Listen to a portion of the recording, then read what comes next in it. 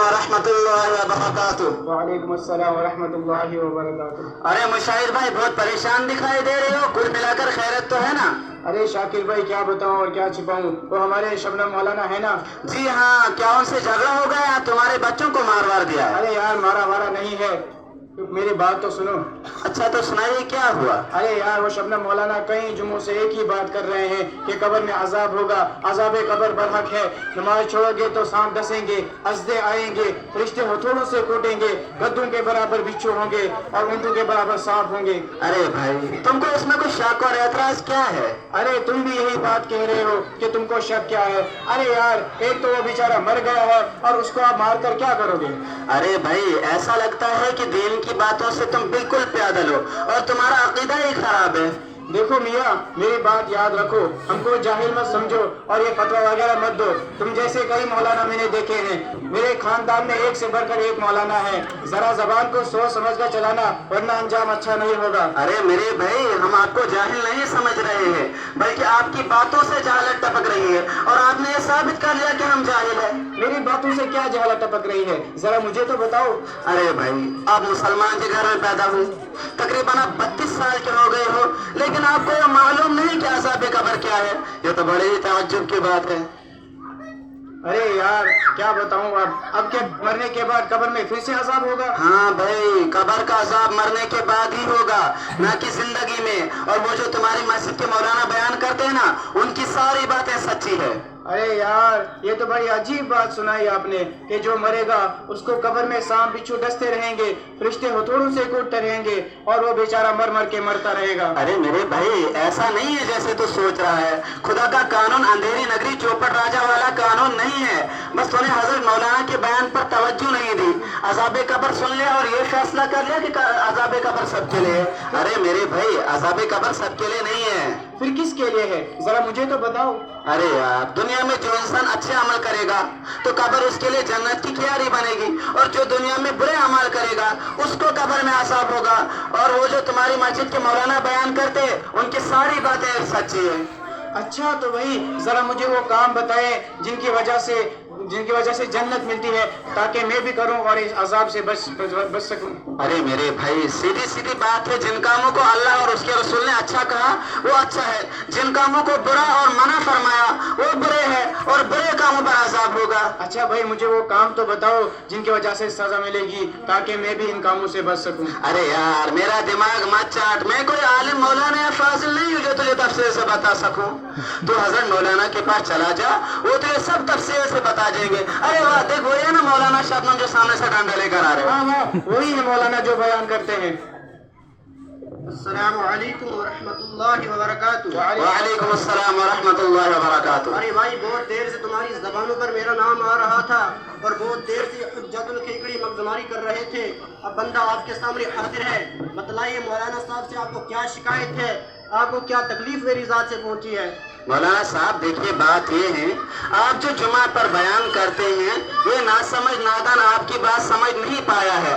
میں نے اس کی غلط فہمی دور کرنے کی کوشش کی، کچھ حد تک بات سمجھ میں آ گئی۔ اب مسئلہ یہ درپیش ہے کہ مولانا مجھے آپ یہ بتا دیجئے کہ وہ کون کون سے خاص گناہ ہیں جن کی وجہ سے قبر میں عذاب ہوتا ہے، تاکہ مجھے بھی وہ معلوم ہو جائے اور میں ان کاموں سے بچ سکوں اور وہ خطرناک عذاب ہم سے ٹل جائے۔ ماشاءاللہ اب اتنی سمجھ پیدا ہو چکی ہے تو اللہ تعالیٰ گناہوں سے بچنے میں تمہاری مدد فرمائے۔ دیکھیے پہلی بات تو یہ ہے کہ گناہ چھوٹا ہو یا بڑا، گناہ ہوتا ہے، لیکن کچھ گناہوں کی سزائیں مقرر کر دی گئی ہے۔ مثلاً پیشاب کی چھینٹوں سے نہ بچنے پر یہ بتایا گیا ہے کہ اس کو قبر کا عذاب ہوگا اور قبر کو اتنا تنگ کر دیا جائے گا کہ ادھر کی پسلی ادھر والی پسلی میں گھس جائیں گی۔ سنا آپ نے؟ اللہ اے اللہ تو اس سے ہماری حفاظت فرما۔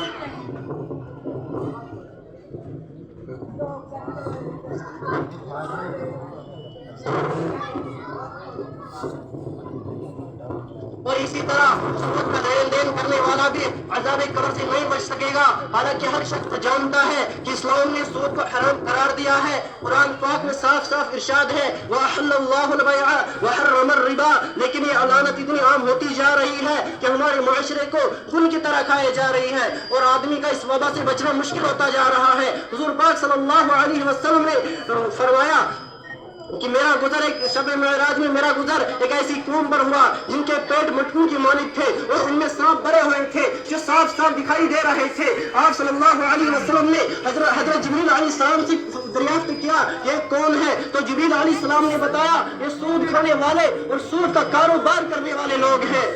क़यामत के रोज इन लोगों को मशहूर और पागलों की तरह उठना पड़ेगा। सुना आप लोगों ने सूद खाने वालों का अंजाम। मौलाना साहब जरा आप इनको रिश्वत खाने वालों का भी अंजाम बता दीजिए। मेरे भाई रिश्वत का मर्ज भी आज आम हो गया है, इसके बगैर कोई काम करने के लिए तैयार नहीं होता। हुजूर पाक सल्लल्लाहु अलैहि वसल्लम के इरशाद है अर्राशी वल मुर्तशी किलाहुमा फिन्नार, रिश्वत देने वाला और रिश्वत लेने वाला दोनों जहन्नुम में जाएंगे और मरते वक्त बड़ी तकलीफ से इन लोगों को गुजरना पड़ेगा। हालांकि करता एक शख्स है और पूरा खानदान उसका फायदा उठाता है और मगर कब्र में इसका कोई साथ नहीं देगा। बेशक मौलाना साहब आपने सच फरमाया, रिश्वत मैं लेता हूँ और मजे मेरी औलाद करती है। मैं दिन भर मुलाजमत करता हूँ, वहाँ मजबूरों का खून चूसता हूँ, एक कागज का पुर्जा भी बगैर रिश्वत के नहीं देता हूँ और मेरे पीछे मेरे बाल बच्चे खूब गुलछड़े उड़ाते फिरते हैं। लानत हो ऐसी जिंदगी पर। कोई गाड़ी से घूमता है, बीवी मार्केट चली जाती है। लानत हो ऐसी जिंदगी पर जिनमें गरीबों की बददुआ मिलती हो। मौलाना साहब आपकी बात वजह है, दुरुस्त है, समझ में आती है। ऐसे लोगों को कब्र में ही नहीं बल्कि दुनिया ही से अजाब शुरू हो जाएगा। जरूर फरिश्ते इनका हथौड़ों से इस्तेमाल करेंगे। मेरे भाई अभी बात पूरी नहीं हुई है, अभी और सुनिए। झूठ, गिबत, शराब नोशी, कारोबार में धोखा, फरेब, नमाजों को छोड़ना और किसी मुसलमान को नाहक कत्ल करना, ये सब वो गुनाह है जिनकी वजह से इंसान को कब्र के अज़ाब में गिरफ्तार होना पड़ेगा और उस वक्त वहाँ हमारे बचाने वाला कोई नहीं होगा। सुना मोहतरम आपने, अब ये सब बुरे काम करोगे? नहीं भाई अब कभी नहीं करूँगा। अब खड़े होकर पेशाब करोगे? नहीं भाई अब कभी भी खड़े होकर पेशाब नहीं करूँगा।